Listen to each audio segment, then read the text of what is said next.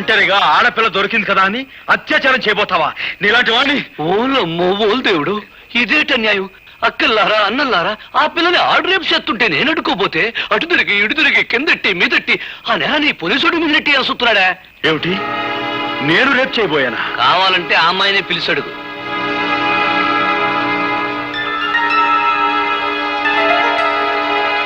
రాధా, ఏమిటి ఆలోచిస్తున్నావు? జరిగింది ఏమిటో చెప్పు.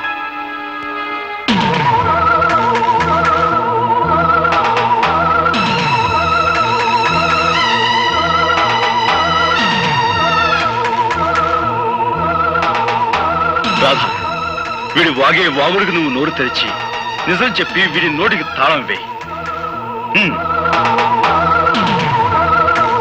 సమయానికి ఈయనొచ్చి నన్ను రక్షించకపోతే నా బ్రతుకు కుక్కలు చెప్పిన విసిరయ్యేది. నీకేమైనా పిచ్చి పట్టిందా? పిచ్చి నాకు కాదు, నీకే పిచ్చి, మగ పిచ్చి. శిష్యురాలిని కూడా చూడకుండా నా జీవితాన్ని పాడు చేయాలని చూస్తావా?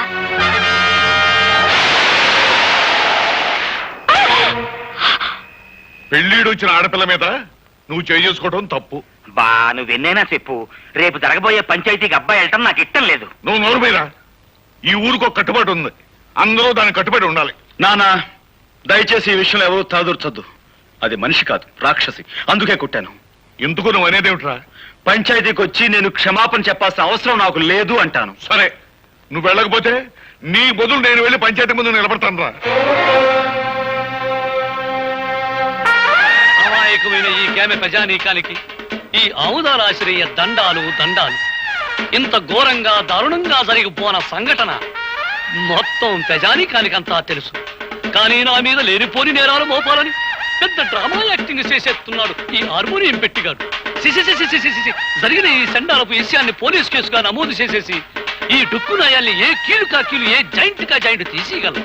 కానీ మీకేమాని కొన్ని కట్టుబాట్లున్నాయని, ఎవళ్ళు తగులు ఆళ్లే సెటిల్మెంట్ చేసేసుకుంటారని నాకు అండర్స్టాండింగ్ అయిపోనాది. కనుక వద్దు వద్దని అబ్బాయి ఎంత మొత్తుకుంటున్నా అనకుండా నువ్వే తీసుకొచ్చావు ఈ పంచాయతీకి. ఈ తతంగం సొత్తుంటే వాళ్ళు కావాలని పన్నిన పన్నాగంలా ఉంది. నేను చూడలేని ఘోరాన్ని, నువ్వే చూసుకో. ఇన్స్పెక్టర్ గారు, పియాతి పియమైన నా గ్రామ ప్రజలారా, ఇందులో ఇరుక్కుంది ఆడి కూతురు ఈడి కూతురు కాదు, నా కూతురు, నా కన్న కూతురు. ఈ కేసు తాలూకు తీర్పు పోలీస్ స్టేషన్ 4 గోళ్ల మధ్యలో జరగకూడదని ఈ ఇన్స్పెక్టర్ గారు ఒప్పుకున్నందుకు గాను దీని తాలూకు తీర్పు ఈ గ్రామం నడిబొడ్డులో ఈ రచ్చబండ మీద ఈ ప్రజలందరి ముందు ప్రజలే తీర్పు చెప్పాలని అందరినీ కోరుకుంటూ నేను కూడా కూరుకుంటున్నాను.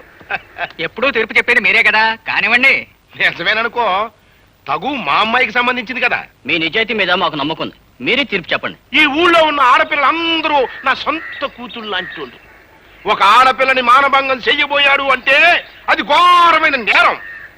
దానికి నేనిచ్చే తీర్పు మా అమ్మాయి చేత 100 కొరడా దెబ్బలు తింటమో, లేక మా అమ్మాయి కాళ్ళ మీద పడి దండబెట్టి క్షమించు అని 3 సార్లు పేదయ్య పట్టం.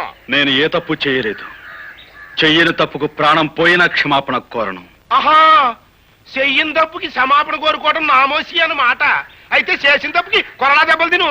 రే కొరడా.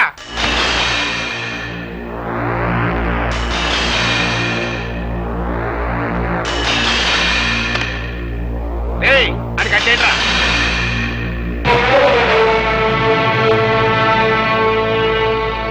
నాకు నేనుగా ఈ పంచాయతీకి వస్తే తప్ప నన్నెవ్వరూ తీసుకురాలేరు.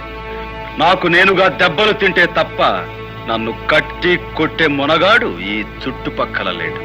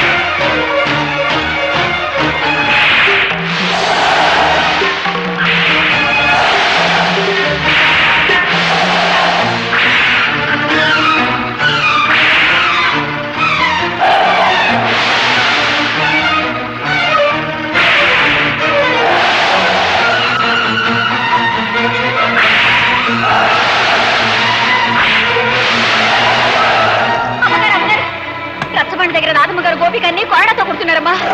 తొందరగా కదా.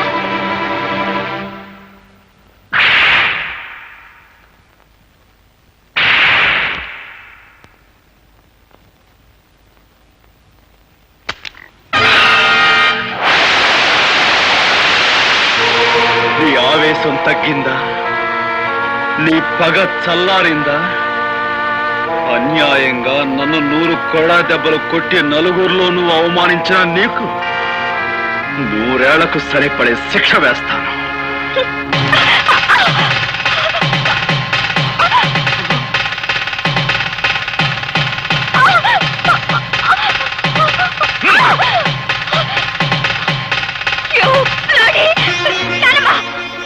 తప్పమ్మా, నీ పెళ్లి జరిగిపోయింది.